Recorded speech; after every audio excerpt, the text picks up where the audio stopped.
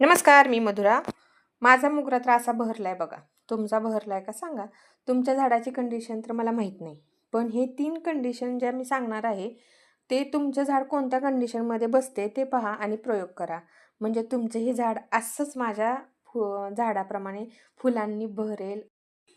पहा मैत्रिणींनो, तुमच्या मोगऱ्यावर जर कळ्या येत आहेत, पण कमी येत आहेत किंवा कळ्या येतात पण त्या गळतात किंवा फुलांचा आकार लहान आहेत, पाने पिवळे पडलेले आहेत किंवा वाढच नाही, असे जर तुमचं झाड असेल तर हा व्हिडिओ नक्कीच तुमच्यासाठी आहे. कारण हा फेब्रुवारी महिना संपायच्या आधी हे तुम्हाला कामे 6 ते 7 कामे महत्त्वाचे आहेत, की ते केल्याशिवाय तुमचं झाड फुलांनी बहरणारच नाही. मार्च एप्रिलमध्ये तुमच्या फुलाला म्हणजे झाडाला फुलंच येणार नाही. तर तुम्ही ते कामं करणं गरजेचं आहे. मोगऱ्याच्या झाडावर आपण हे काम करणार आहे.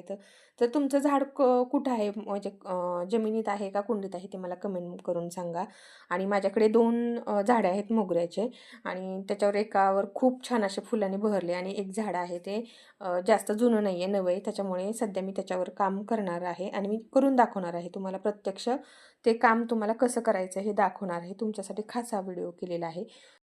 बरेच झाडं हिवाळ्यामुळे झोपलेल्या स्थितीत असतात आणि फेब्रुवारी महिना आला की थोडी थंडी कमी झालेली असते, उन्हाळ्याची सुरुवात झालेली असते, त्यामुळे झोपेतनं उठतात.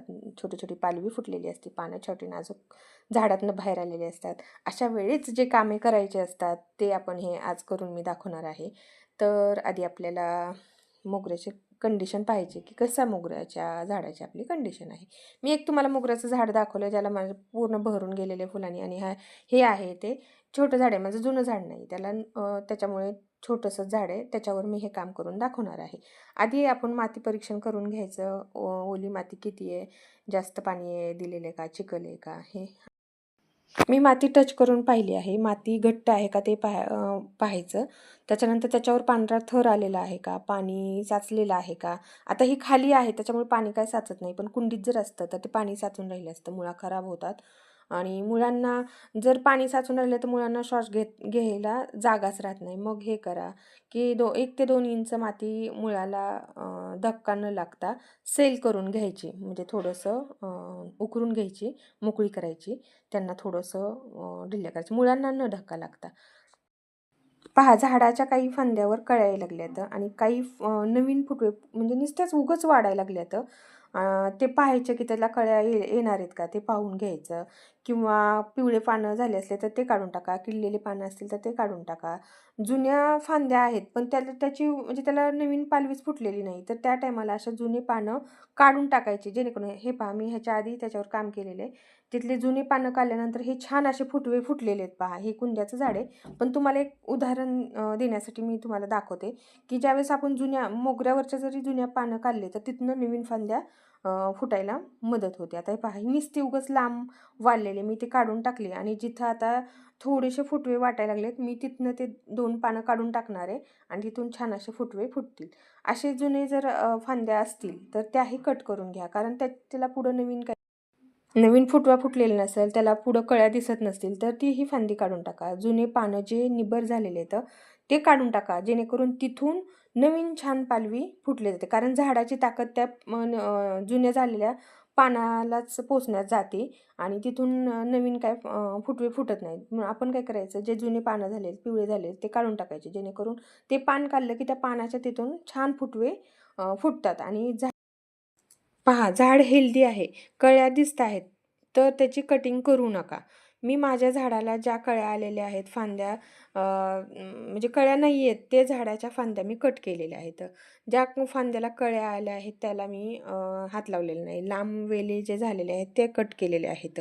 दुसरी कंडिशन, तुमचं झाड हेल्दी आहे पण कळ्या नाहीत, मग हिरवे पाने आहेत पण त्यावेळेस असं लाईट कटिंग करायची, कळ्या तयार होत असतात. म्हणजे मी तुम्हाला जसं सांगितलं, जसं की निब्बर पानं काढून टाका, जुन्या फांद्या जर फुटवे नसतील तर ते काढून टाका. पण जर तुमचं झाड छोटंच असेल, म्हणजे लहान आहे अजून, वीक झाड असेल, ग्रोथ थांबलेली असेल, आजारी वाटत असेल, म्हणजे त्याचे पिवळे पानं होईल, तर त्याचे तुम्ही काहीच करू नका. त्याला व्यवस्थित आधी छान खतं ते घालून त्याला छान वाढू द्या, त्याची वाढ नीट होऊ द्या.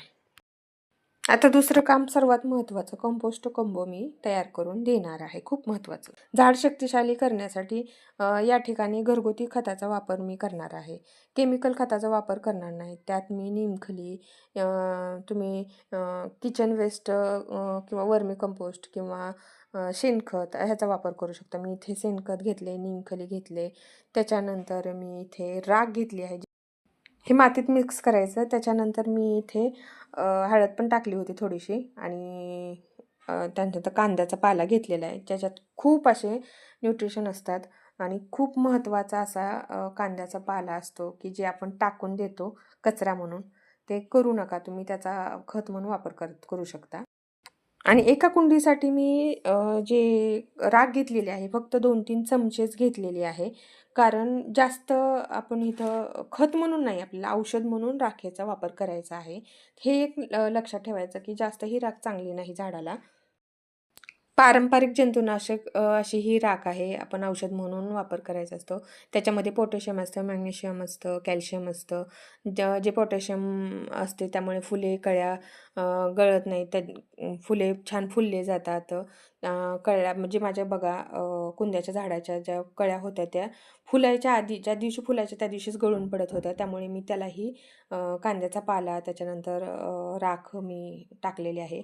कांद्याचा स्प्रे पण आपण पाण्यात कांद्याचा पाला भिजवून त्याचा स्प्रे करू शकतो. त्यामुळे कीड जाती, मावा जर झाडावर पडलेलं असतं ते जाऊ शकतं. कारण हे खूप न्यूट्रिशन असतात कांद्याच्या सालीत.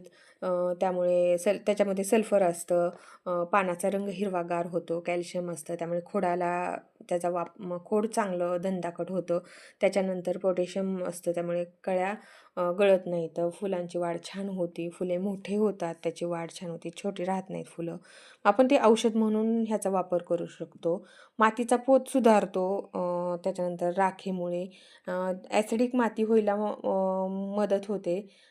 त्याच्यामुळे राख ही खूप महत्त्वाची आहे. कांद्याचा पालाही खूप महत्त्वाचा आहे. त्यात तुम्ही एखाद्या लिंबाचा रस टाकू शकता ॲसिडिक माती होण्यासाठी किंवा आपल्या केळीच्या सालीचं पाणी किंवा केळीचं साल मी आता ह्या कोंबोमध्ये जे केले त्याच्यात माझ्या मागं सांगायचं राहिलं, की मी केळीचे वाळलेली साली पण टाकल्या होते, जेणेकरून ते कुजून नंतर खतच होईल व्यवस्थित असं. त्यामुळे ते पण खूप महत्त्वाचं असतं आणि झाडे खूप फ्रेश होतात ह्याच्यामुळे. मातीतील बुरशी कमी होते राखेमुळे, हळदीमुळे. त्यामुळे मुळांची कुजण्यापासून बचावतात मुळे. अशा प्रकारे राखेचे आणि कांद्याच्या सालीचे खूप फायदे आहेत. पण ते जास्त झालेलं पण चांगलं नसतं. राख जर जास्त झाली तर पाने पिवळे होतात.